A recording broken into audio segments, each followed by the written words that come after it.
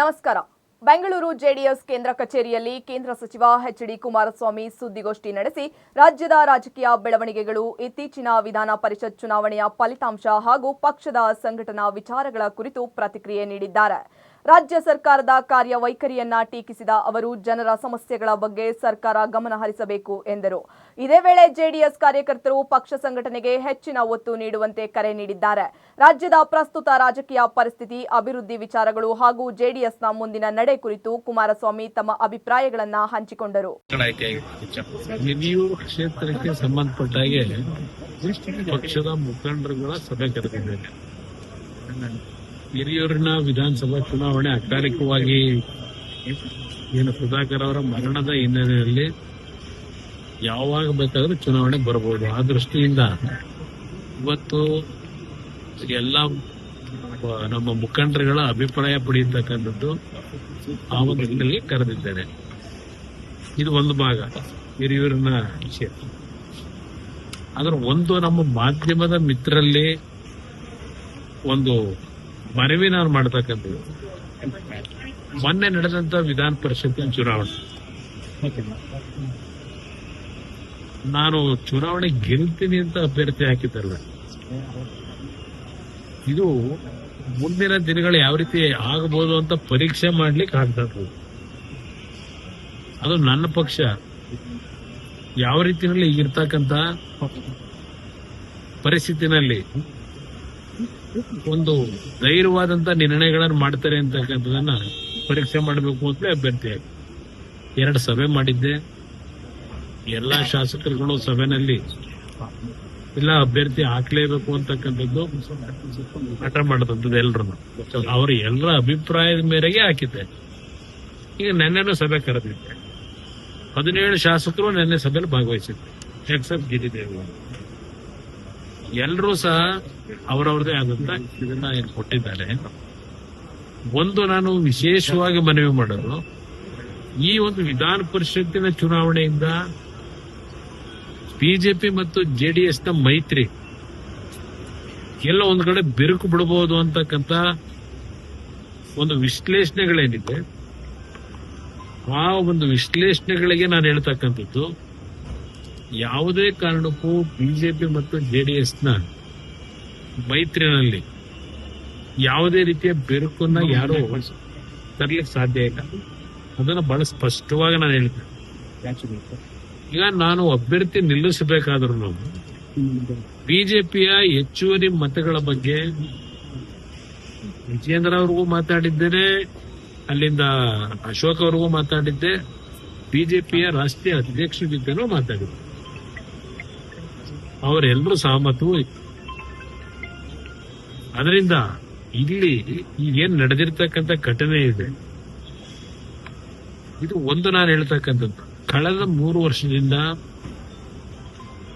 ಶಾಸಕರುಗಳು ಅವರವರ ಕ್ಷೇತ್ರಗಳಲ್ಲಿ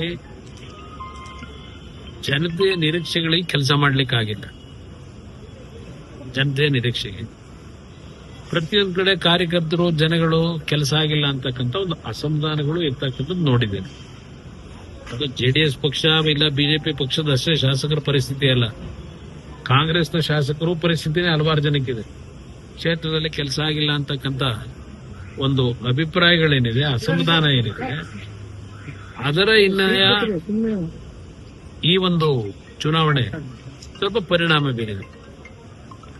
ಈಗಿನ ಸರ್ಕಾರದಲ್ಲಿ ನೀವು ನಮ್ಮ ಪಕ್ಷಕ್ಕೆ ಮತ ಕೊಟ್ರೆ ನಿಮಗೆ 50 ಕೋಟಿ ಕೊಡ್ತೀವಿ, 100 ಕೋಟಿ ಅನುದಾನ ಕೊಡ್ತೀವಿ, ಈ ರೀತಿಯ ಟೆಂಪ್ಟ್ ಮಾಡಿರ್ತಕ್ಕಂಥದ್ದು ನನಗೆ ಗೊತ್ತಿದೆ.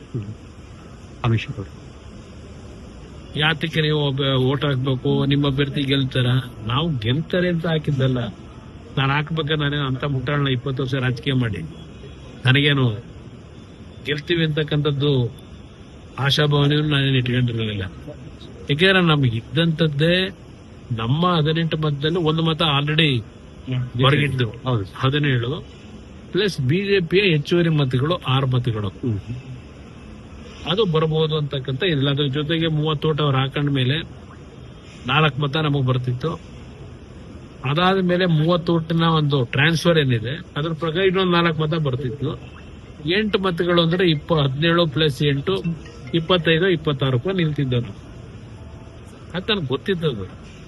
ಆದ್ರೆ ಈಗಿನ ಒಂದು ಸಮಯದಲ್ಲಿ ಶಾಸಕರುಗಳು ಎಷ್ಟು ಗಟ್ಟಿಯ ನಿರ್ಧಾರಗಳನ್ನು ಮಾಡ್ತಾರೆ.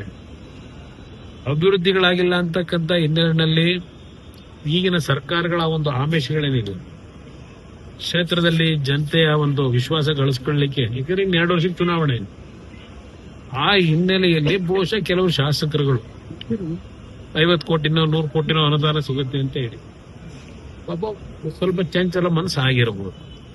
ಆದರೆ ಇದು ಬಿಜೆಪಿ ಜೆಡಿಎಸ್ಗೆ ಮೈತ್ರಿಗೆ ಧಕ್ಕೆ ಬರ್ತದೆ ಅಂತಕ್ಕಂಥ ಒಂದು ವಾತಾವರಣ ಕ್ರಿಯೇಟ್ ಏನಾಗ್ತಿದೆ.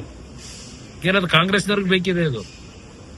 ಬಿಜೆಪಿ ಜೆಡಿಎಸ್ನ ಬಿರುಕನ್ನ ಉಂಟು ಮಾಡಬೇಕು ಅಂತಕ್ಕಂಥದ್ದು ಕಾಂಗ್ರೆಸ್ನವರಿಗೆ ಬೇಕಾಗಿರ್ತಕ್ಕಂಥದ್ದು. ಅದಿಲ್ಲದೆ ಇದ್ರೆ ಅವ್ರು ಮುಂದೆ ಏನಾಗ್ತಾರೆ ಅನ್ನೋದು ಗೊತ್ತು. ಈ ಚುನಾವಣೆ ಮುಂದಿನ ಸಾರ್ವತ್ರಿಕ ಚುನಾವಣೆ ಮೇಲೆ ಯಾವುದೇ ರೀತಿ ಪರಿಣಾಮ ಬೀರಲ್ಲ. ಅದಕ್ಕೆ ಒಂದು ಉದಾಹರಣೆ ಕೊಡ್ತೀನಿ. 2017 ಯಾವೊಂದು ರಾಜ್ಯಸಭೆ ಚುನಾವಣೆಯಲ್ಲಿ ನಮ್ಮ ಪಕ್ಷದಿಂದ 7-8 ಶಾಸಕರು ಕ್ರಾಸ್ ಔಟ್ ಮಾಡಿದ್ರು, ಕಾಂಗ್ರೆಸ್ಗೆ ಮತ ಕೊಟ್ಟರು. ರಾಜ್ಯಸಭೆಗೆ ಚುನಾವಣೆ ಆದಾಗ ಏನಾಯ್ತು, ಕಾಂಗ್ರೆಸ್ 78-79 ಬಂದಿದೆ, ಸೋತ್ರು. ಎಕ್ಸೆಪ್ಟ್ ಒಬ್ರು ಇಬ್ರು ಬಿಟ್ರೆ ಇದೆಲ್ಲ ಸೋತ್ರು. ಅದರಿಂದ ಈಗಿನ ಚುನಾವಣೆ ಸಾರ್ವತ್ರಿಕ ಚುನಾವಣೆ ಮೇಲೆ ಯಾವುದೇ ರೀತಿಯ ಪರಿಣಾಮ ಬೀರಲ್ಲ. ಹೋರಾಟ ಏನಿದೆ ಅದಕ್ಕೆ ನಮ್ಮ ಸಂಪೂರ್ಣವಾಗಿ ಜವಾಬ್ದಾರಿ ಇದೆ. ನಾನು ಇನ್ನೊಂದು 2 ದಿನ ಕಳೆಗೆ ಈ ಏನೋ ಮೊನ್ನೆ MLC ಚುನಾವಣೆ ವಿಷಯದಲ್ಲಿ ಈಗ ಜಾಸ್ತಿ ಅದೇ ಪ್ರಚಾರ ಇದೆ. ಅದು ನೀವು ಮುಗಿಸ್ಕೊಳ್ಳಿ, ನಿಮ್ಮನ್ನು ಕರೀತೀನಿ. ನಾನು ನನ್ನ ಕೂಸು ಅಂತ ಹೇಳಿದ್ದಾರೆ. ಇದು ಕುಮಾರಸ್ವಾಮಿಯವರ ಕನಸಿನ ಕೂಸು ಅಂತ ಹೇಳಿದ್ದಾರೆ. ಅದನ್ನ ನಾವು ನನಸು ಮಾಡ್ಲಿಕ್ಕೆ ಹೊರಟಿದ್ದೇವೆ ಅಂತ ಹೇಳಿದ್ದಾರೆ. ವಿಧಾನಸಭೆಯ ಕಲಾಪದಲ್ಲಿ 2007 ಜುಲೈ 30, 31 ಮತ್ತು 1ನೇ ತಾರೀಕು 3 ದಿನ ಏನೇನ್ ಚರ್ಚೆ ಆಗಿದೆ. 2007 ಅಲ್ಲ, 1 ನಿಮಿಷ ಇರು. 2000 ಇನ್ನೊಂದ್ಸಲ ಹೇಳ್ಬಿಡ್ತೀನಿ, ಕರಿತೀನಿ ನಿಮ್ನೆಲ್ಲ. 2007 ಜುಲೈ 30, 31, 1ನೇ ತಾರೀಕು ಈ 3 ದಿನ ಚರ್ಚೆ ನಡೀತು ವಿಧಾನಸಭೆ ಕಲಾಪದಲ್ಲಿ. ನಾನು ಅವತ್ತು ಮುಖ್ಯಮಂತ್ರಿ ಇದ್ದಾಗ ಇದೇ ಸಿದ್ದರಾಮಯ್ಯನವರು, ಮಲ್ಲಿಕಾರ್ಜುನ್ ಖರ್ಗೆ ಅವರು, ಇಲ್ಲಿಂದ ಶಿವಕುಮಾರ್ ಅವರು, ಅಲ್ಲಿಂದ ಧರ್ಮಸಿಂಗ್ ಅವರು, ಶ್ರೀರಾಮ್ ರೆಡ್ಡಿ ಅವರು, ಮಾಧುಸ್ವಾಮಿ ಅವರು, ಇವರು ಎಲ್ಲರೂ ಆ ಒಂದು ಸದನದ ಕಲಾಪದಲ್ಲಿ ಭಾಗಿಗಳಾಗಿ ಏನೇನು ಮಾತನಾಡಿದ್ದಾರೆ ಅದಕ್ಕೆ ನಾನೇನು ಉತ್ತರ ಕೊಟ್ಟಿದ್ದೇನೆ. ಬಿಡದಿ ಪ್ರಾಜೆಕ್ಟ್ ಒಂದೇ ಅಲ್ಲ, ರಾಜ್ಯದಲ್ಲಿ 5 ಟೌನ್ಶಿಪ್ ನ ಹಿನ್ನೆಲೆ ಒಂದು ಕಡೆ, ಅದರ ಜೊತೆಗೆ ಕೇಂದ್ರ ಸರ್ಕಾರ ಆಗ ಇಡೀ ದೇಶದ ಎಲ್ಲಾ ರಾಜ್ಯದ ಮುಖ್ಯಮಂತ್ರಿಗಳಿಗೆ, ಸರ್ಕಾರದ ಚೀಫ್ ಸೆಕ್ರೆಟರಿಗೆ SEZ ನ ಯಾವ ರೀತಿ ಫಾರಂ ಮಾಡಬೇಕು ಇನ್ನು 60 ದಿವಸದಲ್ಲಿ ಅಂತ ಹೇಳಿ ಕೇಂದ್ರ ಸರ್ಕಾರ ಮನಮೋಹನ್ ಸಿಂಗ್ ಅವರ ಏನು ಒಂದು ಸೂಚನೆ ಕೊಟ್ಟಿದ್ರು ಎಲ್ಲಾ ರಾಜ್ಯಗಳಿಗೆ. ಅದರ ಹಿನ್ನೆಲೆಯಲ್ಲಿ SEZ ನ ಒಂದು ಅನುಷ್ಠಾನಗಳು ಹೇಗೆ ಮಾಡಬೇಕು ಅಂತಕ್ಕಂಥ ಅಧಿಕಾರಿಗಳ ಮಟ್ಟದಲ್ಲಿ ಏನ್ ನಡೆದಿತ್ತು, ಅವತ್ತು ಏನೇನು ಅಪಾದನೆ ಮಾಡಿದ್ದಾರೆ, ಸತ್ಯಶೋಧನಾ ಸಮಿತಿ ಅಂತಕ್ಕಂಥದ್ದನ್ನ ಕಾಂಗ್ರೆಸ್ ನಾಯಕರು ಅವತ್ತು ಏನ್ ಮಾಡಿದ್ರು, ಸತ್ಯಶೋಧನಾ ಸಮಿತಿ ಕೊಟ್ಟಿರ್ತಕ್ಕಂಥ ವರದಿ ಏನು, ಅದರ ಮೇಲೆ ಇವರೆಲ್ಲ ಏನ್ ಮಾತಾಡಿದ್ರು. ನಾನು ಬಿಡದಿ ಪ್ರಾಜೆಕ್ಟಿನ ವಿಷಯದಲ್ಲಿ ಏನ್ ಹೇಳಿದ್ದೇನೆ, ವಿಧಾನಸಭೆಯ ಕಲಾಪದಲ್ಲಿ ದಾಖಲಾತಿ ಇದೆ. ನಾನು ಅವತ್ತೇನ್ ಹೇಳಿದ್ದೀನಿ ಅಂತ. ನನ್ನನ್ನ ಬೆಳೆಸಿರ್ತಕ್ಕಂಥ ಆ ಪುಣ್ಯಾತ್ಮ ತಂದೆ ತಾಯಿದರ ಮನಸ್ಸಿಗೆ ನೋವು ಕೊಟ್ಟು ಅದನ್ನ ಮುಂದುವರಿಸತಕ್ಕಂಥ ಪ್ರಶ್ನೆ ಇಲ್ಲ. ರೈತರ 1 ಇಂಚು ಫಲವತ್ತಾದಂತ ಭೂಮಿಯನ್ನ 1 ಇಂಚು ಸಹ ಅಕ್ವೈರ್ ಮಾಡತಕ್ಕಂಥ ಪ್ರಶ್ನೆ ಇಲ್ಲ ಯಾವುದೇ ಭಾಗದಲ್ಲಿ. ಇದನ್ನ ವಿಧಾನಸಭೆ ಕಲಾಪದಲ್ಲೇ ಹೇಳಿದ್ದೇನೆ. ನಂತರದ ದಿನಗಳಲ್ಲಿ ಏನೇನಾಗಿದೆ ಪಾಪ ಈ ರಾಜ್ಯದ ಮುಖ್ಯಮಂತ್ರಿಗಳು ಮೊನ್ನೆ ಎಲ್ಲ ಮಾಧ್ಯಮ ಕೊಟ್ಟರು, ಡೇಟ್ ವೈಸ್ ಕೊಟ್ಟಿದ್ದಾರೆ. ಯಾವ್ಯಾವ ಡೇಟ್ ಅಲ್ಲಿ ಯಾವ ವರ್ಷದಲ್ಲಿ ಯಾರು ಮುಖ್ಯಮಂತ್ರಿ ಇದ್ದಾಗ ಈ ಬಿಡದಿ ಪ್ರಾಜೆಕ್ಟಿನ ಬಗ್ಗೆ ಏನೇನಾಗಿದೆ ಮೊನ್ನೆ ಒಂದು ದಾಖಲಾತಿ ರಿಲೀಸ್ ಮಾಡಿದ್ರಲ್ಲ. ಇದರ ಬಗ್ಗೆ ವಿವರವಾಗಿ ನಾಡಿದ್ದು ನಿಮ್ನೆಲ್ಲ ಕರೆದು ಸಂಪೂರ್ಣವಾಗಿ ವಿಧಾನಸಭೆ ಕಲಾಪದಲ್ಲಿ ನಡೆದಂತ ವಿಷಯಗಳನ್ನು ನಿಮಗೆ ಕೊಡ್ತೀನಿ.